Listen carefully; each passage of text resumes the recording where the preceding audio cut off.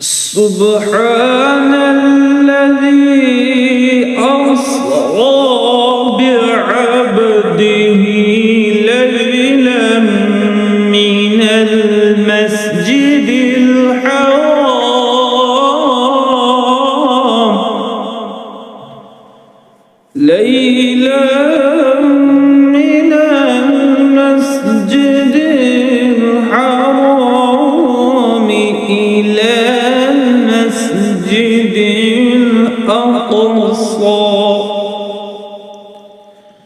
إلى المسجد الأقصى الذي باركنا حوله لنريه من آياتنا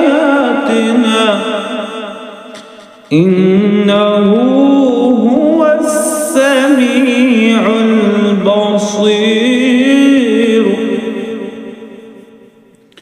وآتينا موسى الكتاب وجعلناه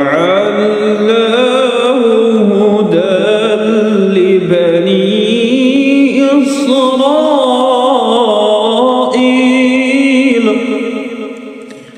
لبني إسرائيل ألا تتخذوا من دون وكيلا ذرية من حملنا مع نوح إنه كان عبدا شكورا.